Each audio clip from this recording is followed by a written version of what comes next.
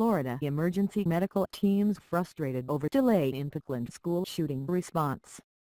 3 high-ranking Florida officials close to the law enforcement response at Marjory Stoneman Douglas High School tell Fox News there was a delay in emergency medical service getting into the school in the critical moments after Nicholas Cruz allegedly opened fire, killing 17 people and wounding at least 14 others.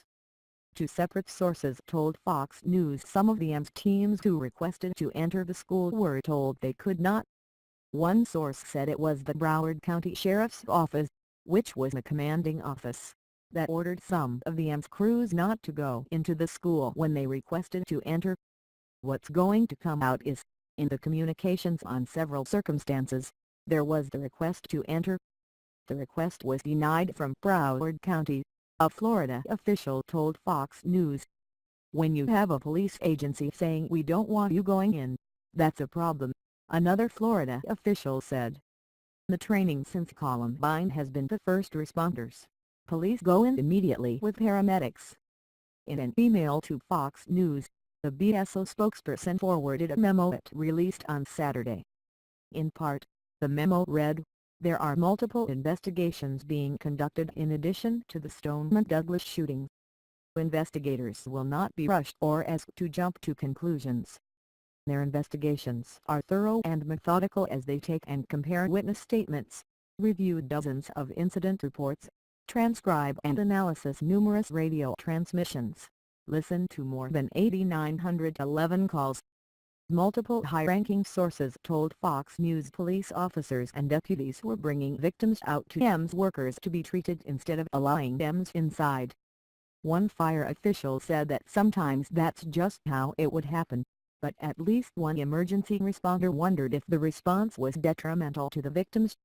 3 Florida officials confirmed to Fox News that the emergency response at Stoneman Douglas apparently went against standard EMS training, in which EMS teams typically go into emergency situations right behind police as soon as possible. "We're trained to go in behind the advanced team to engage the shooter. We're trained to get in behind them with a security contingent of law enforcement. It's my understanding that it didn't happen right away," a high-ranking fire official told Fox News. "There was a delay." Mike Moser, the division chief of fire administration for Coral Springs Parkland Fire Department, which was on scene that day, released a statement in response to the growing requests from press about rescue task force mode, which would have paired paramedics up with law enforcement to enter the building. Moser said RDF was presented to the commanding officers of the Broward Sheriff's Office, but the request was denied because the type of response was not appropriate at that time, since the location of the shooter was not known. RDF can be employed only when law enforcement can clear an area for EMS. Decisions cannot be made in a vacuum. All of the variables must be taken into consideration before a rescue task force can be enabled, Moser told Fox News. "It is possible that those that are upset about not being allowed inside simply do not have all of the information that our law enforcement partners had in making their decision." In a press release, Moser said the Coral Springs Parkland Fire Department was in command of all medical functions, and only that relating to the care of patients. Moser said he could not recall EMS ever going into an area that hadn't been cleared by law enforcement without the assistance of police or a security contingency. "It's a joint venture. They can't operate with us and we can't operate without them," Moser said. Still, officials and responders remained angry about how the operations were handled. Fox News reporting the lines with similar information from reporters Bright and Enton of Fox News affiliate WSBN in Miami.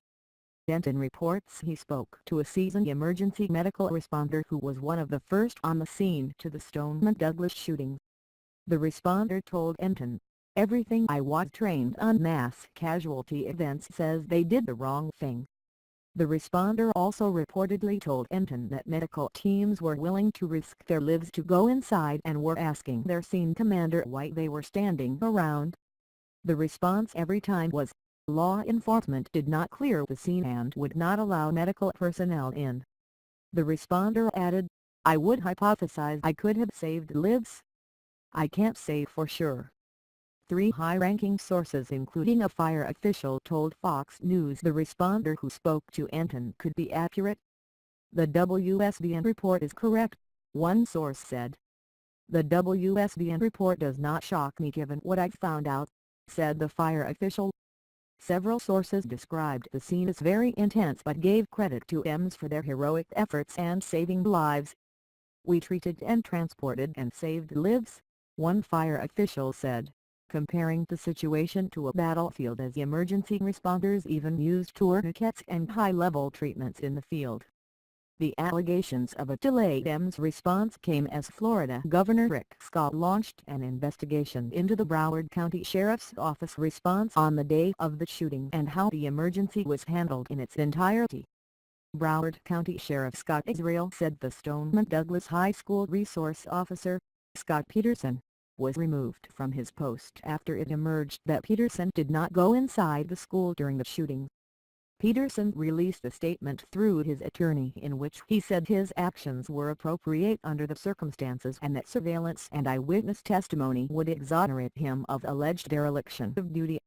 Israel also said 3 other deputies were on restriction pending an investigation into their response on the day of the shooting. There were widespread allegations and reports from the Florida Sun-Sentinel and CNN that the deputies also did not go inside the school. One fire official said if there was a delay in the deputies' response, it would have had a domino effect on EMS. "If they're not going in, then we're not going in, we're trained to go in with them," the fire official told Fox News. Florida Attorney General Pam Bondi, the state's top law enforcement official, spoke to Fox News on Monday and weighed in on the ongoing investigation into the Broward County Sheriff's Office, suggesting it would shine a light on the timeline of the February 14 massacre. "I know a lot more than you all do now, so all I'm going to say is, yes, I believe there needs to be a full investigation," Bondi said. "I don't think some people were being honest and we're going to investigate this in Florida and the right thing will be done."